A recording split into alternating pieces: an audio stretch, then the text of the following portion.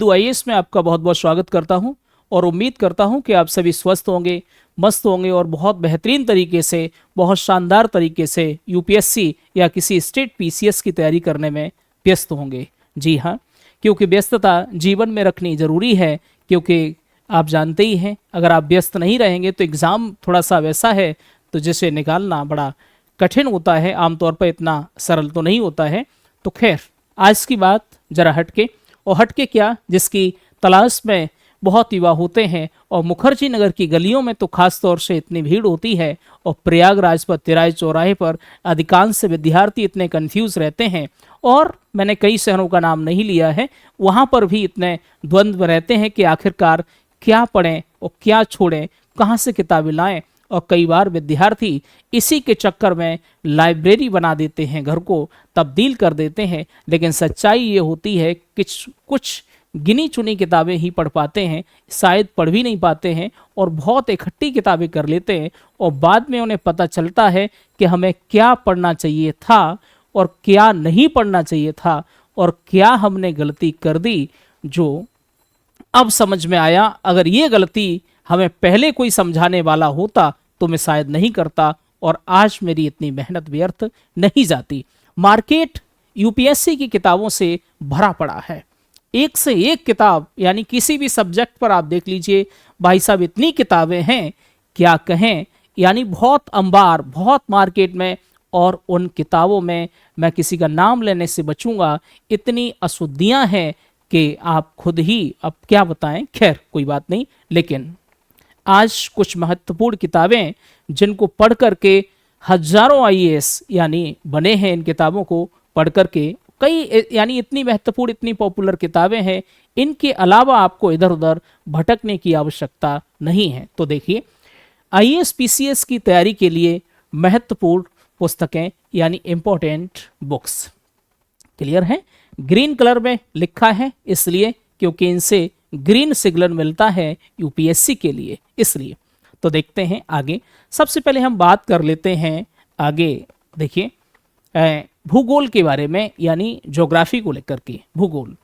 तो देखिए, भूगोल ज्योग्राफी को लेकर के अगर हम बात करें तो कई बार विद्यार्थी इतने कंफ्यूज रहते हैं कि सर ये जो पुस्तक है, महेश बर्डवाल सर हैं जो उनकी ये पुस्तक, यानी काफ़ी समय पहले मुखर्जी नगर में एक ऑफलाइन कोचिंग संस्थान चलाया करते थे, उसके बाद में सिलेक्शन हो गया, आईपीएस अधिकारी बने, और पुस्तक के लास्ट में लिखा ही है कि पांडिचेरी में इस तरीके से एसएसपी के पद पर कार्यरत हैं, इस तरीके से इसमें इंट्रोडक्शन लिखा है। लेकिन मुखर्जी नगर में एक कोचिंग संस्थान चलाते थे पहले।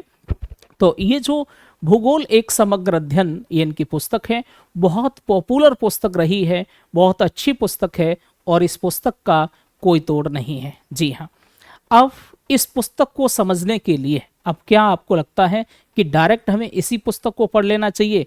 मेरा आपका सुझाव है, अगर आप बिल्कुल बिगनर हैं, बिल्कुल बिगनर हैं, तो आपको एनसीईआरटी पढ़नी चाहिए। एनसीईआरटी, एनसीईआरटी आपको पढ़नी चाहिए। ज्योग्राफी की एनसीईआरटी बहुत ही महत्वपूर्ण है और बहुत गजब है, बात समझ पा रहे हैं, उसका कोई तोड़ नहीं है। ज्योग्राफी की आपको एनसीईआरटी जरूर पढ़नी चाहिए। और दूसरी मैं एनसीईआरटी सुझाव दूंगा हिस्ट्री के लिए भी, आगे फिर इस बात को दोहराऊंगा, हिस्ट्री के लिए एनसीईआरटी हमें पढ़नी बहुत ज़रूरी है, हिस्ट्री के लिए और ज्योग्राफी के लिए। और बताऊंगा जहां आवश्यकता होगी, लेकिन यहाँ पर 6 to 12, हाँ, कहाँ से लेकर के 6 to 12 की एनसीईआरटी आपको पढ़नी पड़ेगी। एक किताब इसकी 6 में है, 7 में है एक, और ये पतली पतली किताबें हैं 6, 7, 8, 9, 10 में। 9, 10 की थोड़ी थोड़ी मोटी है, मतलब 9th की काफ़ी पतली है, वो भी है, लेकिन हाई स्कूल में थोड़ी सी है, लेकिन इतनी भी नहीं है। लेकिन 11, दो पुस्तकें 11-12 में, वो दरअसल थोड़ी सी मोटी हैं, लेकिन मोटी के आपको तो एग्ज़ाम निकालना है, वो किताबें काफ़ी महत्वपूर्ण हैं। उन किताब को पढ़ने के बाद में वैसे आवश्यकता तो इतनी रह नहीं जाती है, लेकिन फिर भी मन में रहता है कि यूपीएससी के लिए कोई पुस्तक पढ़ नहीं पाए, तो आपको महेश बर्डवाल की ये जो पुस्तक है वो बहुत कारगर साबित होगी। और हजारों आईएएस पीसीएस ने इस पुस्तक को, जो बच्चे सेलेक्ट हुए हैं, जो विद्यार्थी सेलेक्ट हुए हैं, उन्होंने इस पुस्तक को बताया है और इस पुस्तक को पढ़ने के बाद वो आईएएस पीसीएस बने हैं। तो इसके अलावा आपको ज्योग्राफी में कहीं से भी कुछ भी नहीं पढ़ने की आवश्यकता है। कई बार विद्यार्थी, मैंने शुरुआत में ही बताया कि घर को लाइब्रेरी के रूप में तब्दील कर देते हैं, बहुत सारी किताबें ले आते हैं। तो आप इतना पढ़ लीजिए 6 से 12 एनसीईआरटी और ये पुस्तक। हाँ, इस पुस्तक के साथ में आपको प्रीलिम्स एग्जाम के लिए प्रीवियस ईयर के प्रश्न आपको, यानी PYQ, यानी जो भी सिविल सर्विस स्टेट PCS में जो आए हैं वो आपको ज़रूर लगाने चाहिए। और काफ़ी पॉपुलर कई पब्लिकेशन के आते हैं, जैसे घटना चक्र है, काफ़ी लोकप्रिय हैं PYQ, जो घटना चक्र के आते हैं, काफ़ी लोकप्रिय हैं। तो इसको पढ़ने के बाद, इतना पढ़ने के बाद अगर आप उन क्वेश्चनों को सॉल्व कर लेंगे, आपकी तैयारी कंप्लीट होगी। ज्योग्राफी के लिए आपको प्रीलिम्स के लिए, ये मुख्य के लिए भी, मुख्य परीक्षा के लिए भी काम करती है, इसके अलावा ज़्यादा पढ़ने की आवश्यकता नहीं है। अब देख लेते हैं आगे, उसके बाद अगला देखिए, हिस्ट्री के बारे में बात कर लेते हैं। हिस्ट्री यानी इतिहास, यहाँ पर भी मैं एनसीईआरटी आपको सुझाऊंगा। एनसीईआरटी आपको यहाँ पर एनसीईआरटी पढ़नी चाहिए।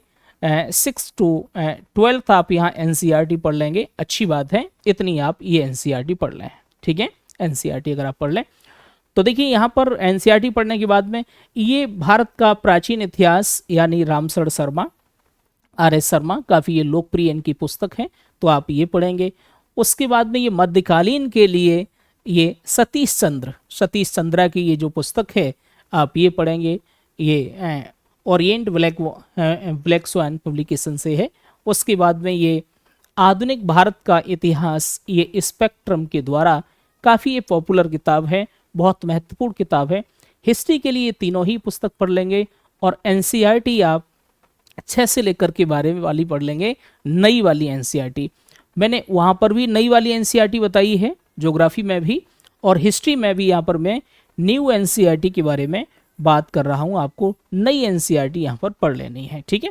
कौन सी एनसीईआरटी पढ़ने, यहाँ पर आपको नई वाली एनसीईआरटी आपको यहाँ पर पढ़नी है, ठीक है। तो ये रहा हिस्ट्री के लिए। और वही पैटर्न दोबारा जो हमने क्या बताया, एक बात आपको और बताई थी यहाँ पर, क्या मालूम है, जो घटना चक्र जो पब्लिकेशन है, जो उसके प्रीवियस ईयर के जो क्वेश्चन हैं वो आपको लगाने हैं प्रीलिम्स परीक्षा के लिए। जी हाँ, बहुत अच्छी तरीके, उससे आपको काफ़ी आपकी प्रैक्टिस हो जाएगी, सब कुछ चीज़ें आपकी क्लियर हो जाएंगी, कैसे प्रश्न पूछे जाते हैं, क्या है, कैसे है, और यहाँ से आपका कॉन्सेप्ट सब कुछ क्लियर हो जाएगा। इसके अलावा आपको कुछ भी पढ़ने की आवश्यकता नहीं है।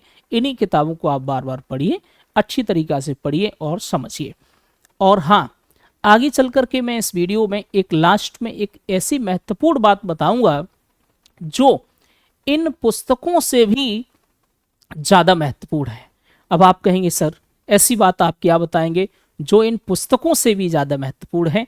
देखिएगा, आप रहिए हमारे साथ, देखिए आगे चल करके। देखिए अगला है, हाँ, कला एवं संस्कृति की एक पुस्तक और है जो इसमें रह गई थी, एशी मैडोनी, भारतीय कला एवं संस्कृति, काफ़ी मोस्ट पॉपुलर ये पुस्तक है, नितिन सिंघानिया की कला एवं संस्कृति की ये पुस्तक आपको पढ़नी ही चाहिए, ठीक है। इसके बाद और बात करते हैं आगे, अगली पुस्तक भारतीय अर्थव्यवस्था, यानी ये आपको रमेश सिंह की पुस्तक, ये काफ़ी पॉपुलर है, ये आपको पढ़नी चाहिए अर्थव्यवस्था की।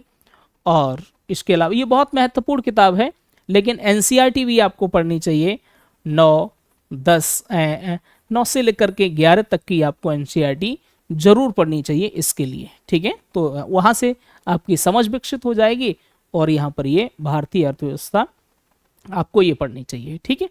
और फिर भी वैसे तो इतनी चीज़ें आप पढ़ेंगे समझ में आएगा, फिर भी अगर अर्थव्यवस्था थोड़ा वैसा टॉपिक होता है तो आप किसी शिक्षक के माध्यम से पहले इसको पढ़ लें। अगर न समझ में आए, पहले एनसीईआरटी पढ़ लें, उसके बाद ये पुस्तक पढ़ें। फिर भी आपको जटिलता महसूस हो, नहीं समझ में आ रहा है, तो किसी शिक्षक के माध्यम से पहले शिक्षक से पढ़ लें। उसके बाद इन चीज़ों को अगर आप पढ़ेंगे, इस पुस्तक को पढ़ेंगे नोट्स के रूप में, यानी किताब के रूप में, तो बहुत अच्छी तरीके से चीज़ें आपकी क्लियर हो जाएंगी, कॉन्सेप्ट बनेगा, अच्छा रहेगा, ठीक है। अब देख लेते हैं आगे। भारत की राज्य व्यवस्था के लिए मुझे बताने की आवश्यकता नहीं है, सबसे ज़्यादा एक लोकप्रिय पुस्तक है, एम लक्ष्मीकांत साहब की है। एम लक्ष्मीकांत साहब की बहुत पॉपुलर पुस्तक है भारत की राज्य व्यवस्था, ये बहुत ज़्यादा है। इसके पढ़ने के बाद इसके अलावा कोई भी पुस्तक आपको पढ़ने की आवश्यकता नहीं है। अगर आपके पास वक्त है, समय है, अगर वक्त नहीं है डायरेक्ट इसी को पढ़ लो। अगर पॉलिटी में हालत बहुत ख़राब है, बिल्कुल कुछ नहीं जानते, समय भी है, तो आप 6 से लेकर के आप 12 तक की आप एनसीईआरटी पढ़ सकते हैं। जी हाँ, 6 से 12 तक की एनसीईआरटी पढ़ सकते हैं। कम समय है, 9 से 12 तक आप एनसीईआरटी पढ़ सकते हैं। वैसे एनसीईआरटी अगर आप पढ़ लेते हैं तो इससे अच्छी बात कुछ नहीं है। क्यों? मुख्य परीक्षा में आप जब लिखते हैं तो आपकी जो लेखन शैली जो डेवलप होती है, समझ पा रहे हैं, तो वो एनसीईआरटी से ही डेवलप होती है। वहाँ से आपको बहुत कुछ मिलता है, सरल भाषा, बहुत चीज़ें किस तरीके से समझाते हैं, क्या कुछ, बहुत कुछ एनसीईआरटी से मिलता है। बेसिक कॉन्सेप्ट, बहुत कुछ आपको एनसीईआरटी से मिलता है। अब देखते हैं आगे साइंस। हाँ जी, साइंस के लिए, विज्ञान के लिए अगर हम बात करें, विज्ञान, तो विज्ञान के लिए ये पुस्तकें तो दरअसल यहाँ पर साइंस के ये अंग्रेजी की लगा दी गई हैं, हिंदी में आती हैं, ये पुस्तकें हिंदी में आती हैं। 6 से लेकर के 10 तक की पुस्तकें, 6 to 10th यानी जो विज्ञान की जो पुस्तकें हैं, आप उनको बड़े ध्यान से, बड़े समझते हुए पढ़ें। और उसके बाद में यहाँ पर इनको पढ़ें। और प्रीवियस ईयर के PYQ घटना चक्र के आपको जरूर लगाना है। वो पॉलिटी में भी आपको लगाना है, समझ पा रहे हैं, पॉलिटी में भी आपको जरूर यहाँ पर लगाने हैं। घटना चक्र आपको जरूर लगाने, यहाँ पर भी प्रत्येक के घटना चक्र आपको लगाने, सॉरी।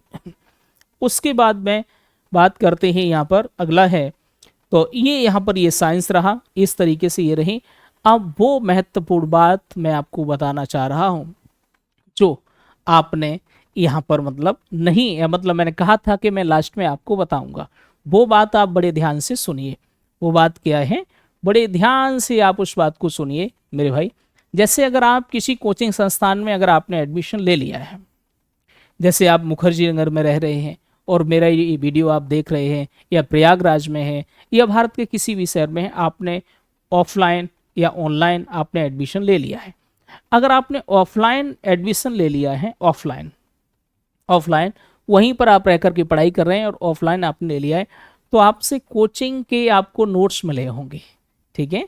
तो किसी भी आपने कोचिंग संस्थान में आपने एडमिशन ले लिया है और आपने पैसे दे दिए और आपको कोचिंग के जो नोट्स मिले होंगे, तो फिर आप इन पुस्तकों को आपको पढ़ने की आवश्यकता नहीं है। तो इन पुस्तकों को आप न पढ़ें, इन नोट्स को पढ़ें और इनको बार बार पढ़ें, अच्छी तरीक़ा से उन नोट्स को ही पढ़ें, ठीक है। लेकिन ध्यान रखें, वो कोचिंग थोड़ी सी स्टैंडर्ड वाली होनी चाहिए, थोड़ी अच्छी होनी चाहिए, अध्यापक होने चाहिए। ऐसा नहीं कि नई किसी ने गली मोहल्ले में खोली हो।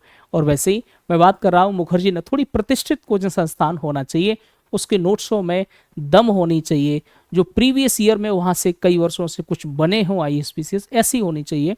और आप खुद ही देख लीजिए घटना चक्र को उठा करके क्या प्रश्न मिल रहे हैं, क्या कुछ, कैसे आप एनालिसिस कर सकते हैं। यानी कहने का मतलब है कि आप ज़्यादा उस झमेले में न पड़ें कि उधर किताबें भी बहुत सारी ले आए, इधर ये नोट्स भी पढ़ रहे हैं। मेरे भाई, न तो आप नोट्स पढ़ पाएंगे, न तो आप किताबें पढ़ पाएंगे, क्योंकि किसी विद्वान ने कहा है, एक पुस्तक को, समझ पा रहे हैं, यानी कहने का मतलब है 10 पुस्तकों को एक एक बार पढ़ने की बजाय एक पुस्तक को 10 बार पढ़ लेना ज़्यादा अच्छा है। UPSC का एग्ज़ाम भी इसी तरीके से निकलता है और इसी पैटर्न पर जो विद्यार्थी कार्य करते हैं उनके लिए थोड़ा सा औरों की अपेक्षा ईजी होता है।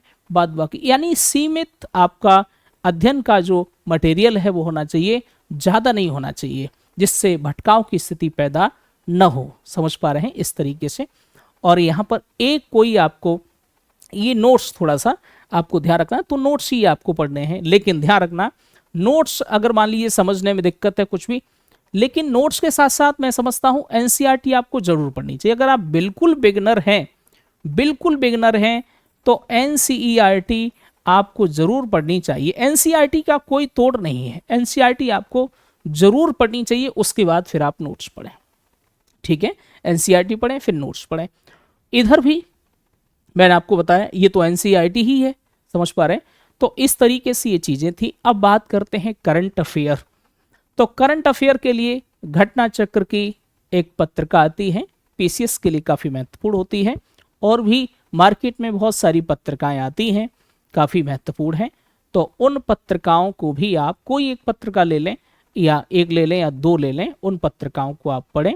साथ साथ अगर आप इच्छुक हों, वैसे तो इनको आप ठीक से पढ़िए, और उसके अलावा कुरुक्षेत्र और योजना काफ़ी महत्वपूर्ण है। कुरुक्षेत्र है, योजना है, ये भी काफ़ी महत्वपूर्ण है। लेकिन ध्यान रखना, सबसे पहले आपका ये कार्य न बन जाए कि इधर कुछ कंप्लीट हुआ नहीं और कुरुक्षेत्र योजना आप पहले पढ़ने लगे। भाई साहब, कैसे समझ में आएगा इतनी आसानी से? जब आपको कॉन्सेप्ट उसका पता नहीं है तो कैसी चीज़ें क्लियर होंगी? सबसे पहले एक कॉन्सेप्ट क्लियर करिए, चीज़ों को पढ़िए, उसके बाद में इन पर भी बाद में आप फोकस करिए। जी हाँ, तो ये कुछ महत्वपूर्ण चीज़ें थी। अगर इससे संबंधित, आज की इस वीडियो से संबंधित, इससे संबंधित इन जो हमने आपको बुक लिस्ट बताई है, इससे संबंधित किसी प्रकार का कोई डाउट है, कोई प्रश्न है, तो हमें ज़रूर कमेंट सेक्शन में आप बताएं।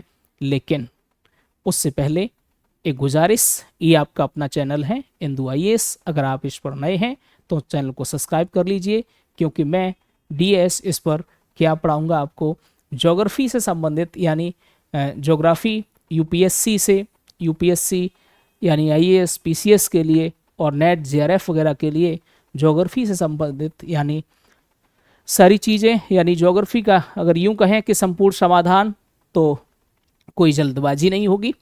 और करंट अफेयर, जी हाँ, करंट अफेयर के लिए अब मैं यहाँ पर ये कह देता कि सर यहाँ पर ये दृष्टि, ये जो पत्रिकाएं मत पढ़िए, घटना चक्र की दृष्टि वगैरह या और भी हैं, तो उस तरीके से मेरी करंट अफेयर देख लीजिए। जी नहीं, मैं भी जो पढ़ाऊँ उसका भी आप तुलनात्मक रूप से देखिए। कहीं ऐसा नहीं कि मैं भी हवाबाजी नहीं कर रहा हूँ, क्योंकि हवाबाजी ज़्यादा समय तक चलती नहीं है। तो ये आपका अपना ही चैनल है, तो अगर आप नए हैं तो आप जुड़ जाइए, तो हम और आप सभी साथ मिल कर के आगे बल्लेबाजी करेंगे। और मिलते हैं अब किसी और वीडियो में। सभी मित्रों को नमस्कार।